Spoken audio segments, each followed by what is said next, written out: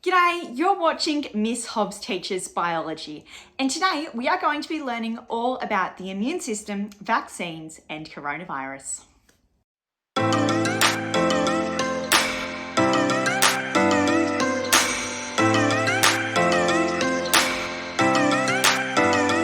G'day, welcome back to another episode of Miss Hobbs Teaches. My name's Miss Hobbs. I'm a Victorian STEM, science, business and agriculture teacher, and all of my videos are Victorian curriculum aligned.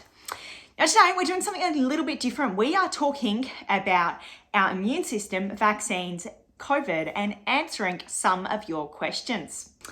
Okay, so you might have been hearing, I'd say you definitely have been hearing about this big thing called coronavirus, and it has been in the media, it has been everywhere. It's been the reason that lots of us are in lockdown and we have had to stay home.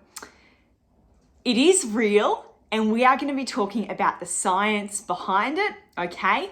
And why it spreads, why the vaccine is good, and why the vaccine is our way out of this. Now, you know, before we talk about that, and for me to tell you that why the vaccine is good, we need to understand our immune system. Now, this is the thing, is we have talked, and if you've been following this channel, you know that your body has all of these systems which work together, right, in our levels of organization to form an entire body system. Some of these systems are things like the digestive system, the circulatory system, your muscle system, which is, you know, your skeletal, right? All of these different systems in your body allow your body to function. Now, one of them is called our immune system. And our immune system is this really amazing thing. And our immune system is what helps us to stop getting sick. And when our immune system is down or it's not working properly, that's when we can get really sick. Okay, so we know that the immune system is a system which is going to help our body. It's going to help us survive. It works together with other systems to make up our big body system. Okay, so remember those levels of organization. Now, our immune system is actually composed of two different types of immune systems, okay? So it branches down, and we call this innate immunity and adaptive immunity. Now, innate immunity is the initial defense your body has against pathogens. Now, a pathogen is something like coronavirus, right? A pathogen is something foreign which is trying to enter our body. Now, our innate immunity is actually our skin. It's actually our mucus layers, right? Because all of these layers, the fact that I've got skin, I'm not just open, right? That means that I can stop, or that's my very first protection against a pathogen like coronavirus entering my body. Now, I suppose this is the thing though. I don't have skin over my mouth, and I don't have skin over my eyes. And this is actually why it's really important to wear a mask. Because when pathogens are transmitted through droplets or through the air, okay, so that there's pathogens all around me in the air, they can get into my mouth, and they can also get in through my eyes. And this is why you might see medical professionals wearing face shields and full masks, yeah? Because by covering their face and their eyes, they're stopping those pathogens, right, or the coronavirus particles getting in, yeah? So it's basically that they are making their innate immunity even better, because our innate immune system, it really starts with our skin. And unfortunately, stuff can still get in through our mouth and still get in through our eyes, which is why wearing a mask, it's really important, because it has a much higher chance of getting in through our mask, which can also go in through our nose, right? That's why you should wear your mask covering your nose and your mouth. And that is why that's really important, because that's how you can also transmit. And that's also how you can get coronavirus or any other type of pathogen for that matter. It could just be the simple flu virus with influenza, right? You might, if somebody who has it coughs into their hand and then they touch a surface, and then you touch that and touch your face, I've touched my nose, I've touched my mouth, those pathogenic particles can then access and then can then enter my body. Now, let's say that does happen. Let's say I'm out and I'm not wearing a mask, okay? And somebody who has coronavirus, or another pathogen for that matter, coughs, splutters, maybe they sneeze, they have all goopy, yucky stuff on their hand, they wipe it on something, I touch it and I eat something. Let's say I've got coronavirus or any other pathogen. It's in my body. Well, this is where the really cool part of your body can work to help get rid of the virus. And this brings us to the next stage of immunity, of your immune system, okay? If it's moved in. It's gone past the innate, it's gone past my skin barrier, but it's okay because I have this thing called adaptive immunity.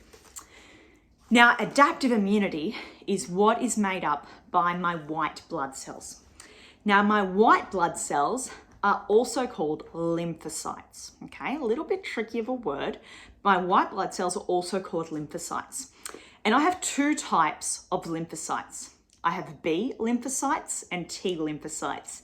Now, if lymphocytes is a bit tricky to say, you can call them B and T cells, and these are going to play a really important role in ensuring that I can get rid of any virus or pathogen that gets into my body. Now, you have to think about it that these cells, the B and the T cells, they are just floating around our body, okay? They are a bit like the security guards to your body, okay? They are just roaming around, patrolling the streets of your body, okay? They patrol what we call your lymphatic system, which spreads all around your body, okay? So this is all spread across from the tips of your fingertips right up to, actually, we call them your lymph nodes. So if you ever want to know if you're sick, if you feel here on your neck, if you feel there's a little bump just about there, right?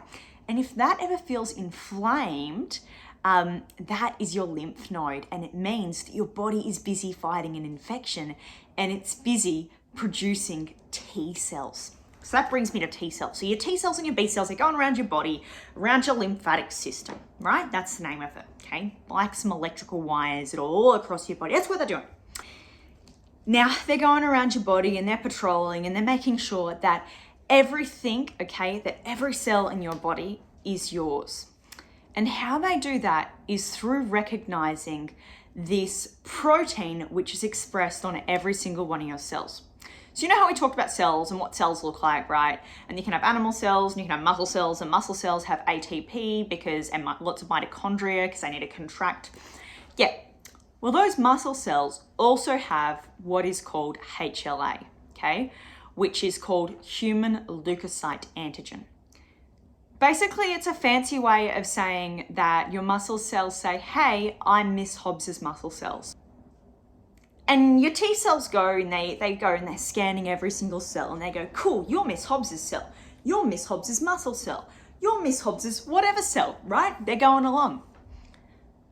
But then they find a cell which doesn't say that it's Miss Hobbs's cell because it's missing this.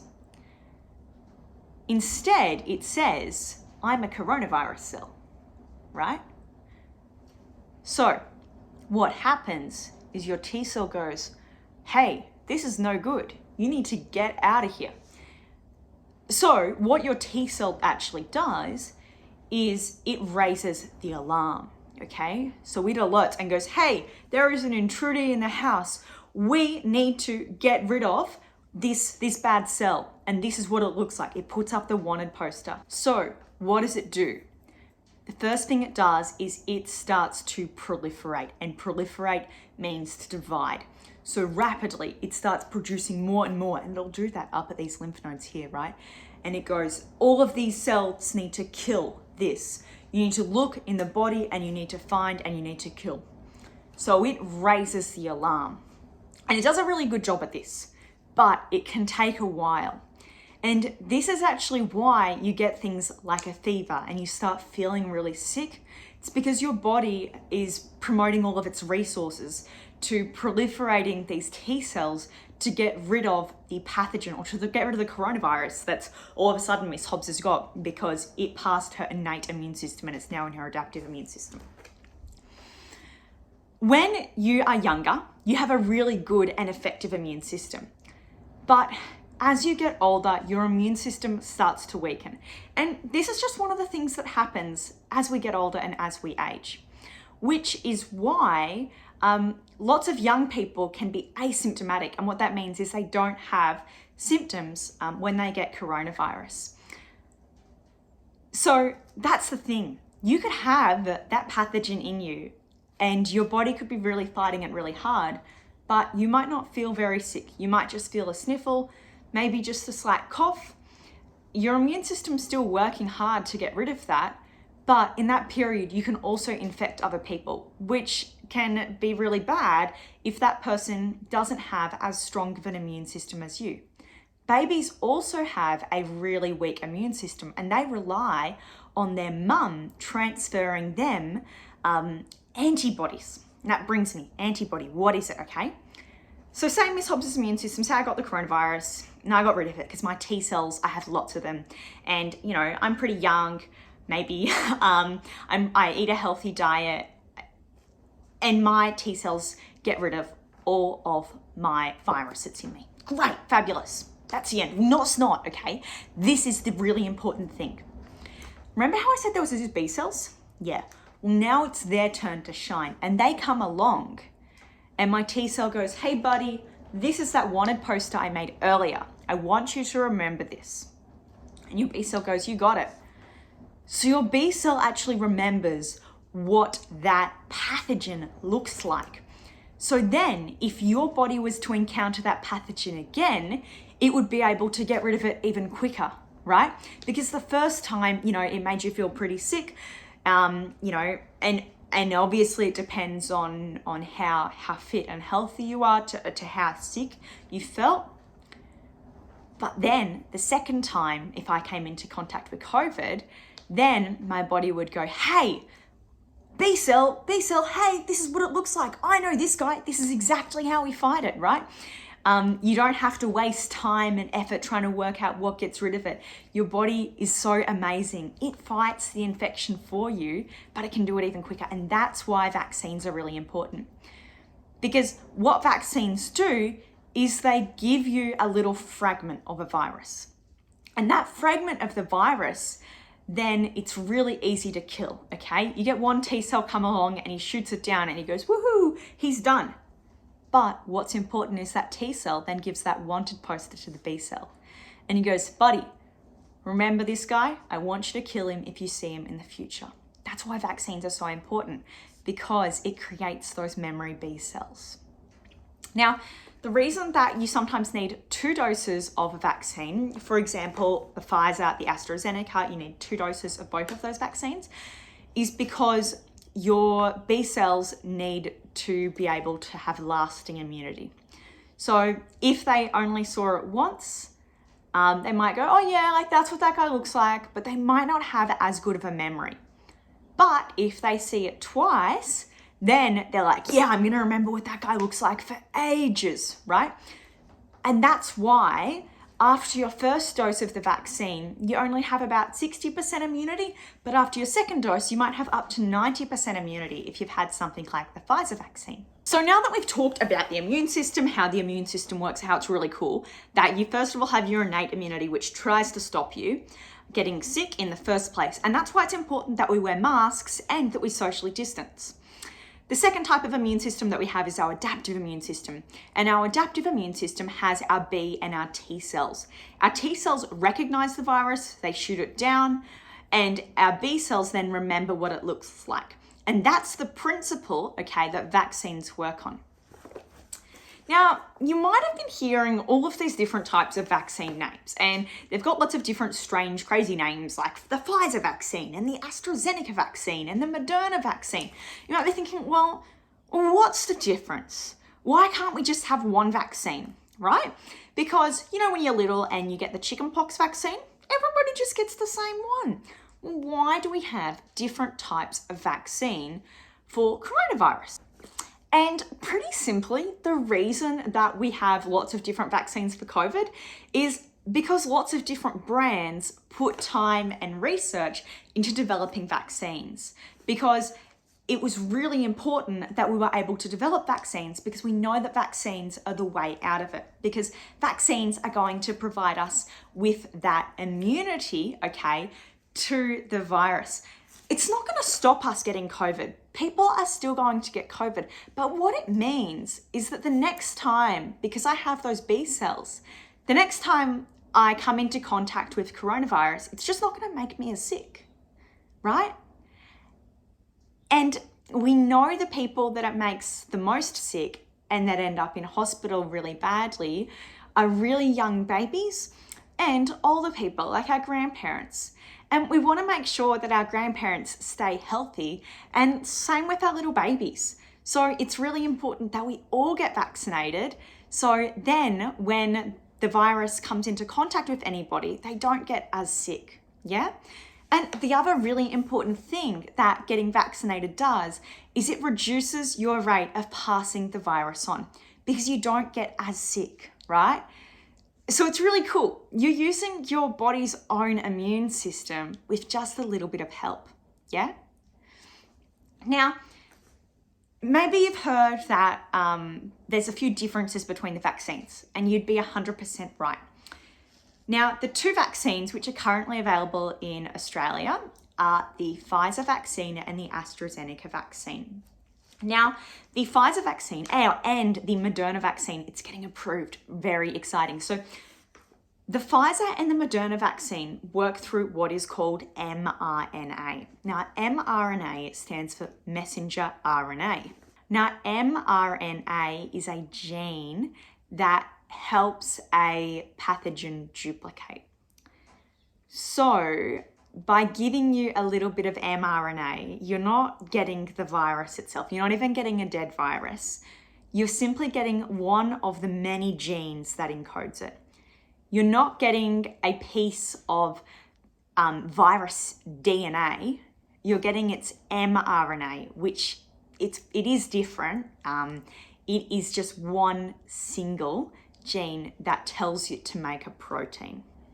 That one single gene, that one piece of that little bit of mRNA, your body can memorize what that looks like, and then it knows how to fight it off. So there's nothing, you're not getting DNA, your DNA is not being all made crazy or whatever.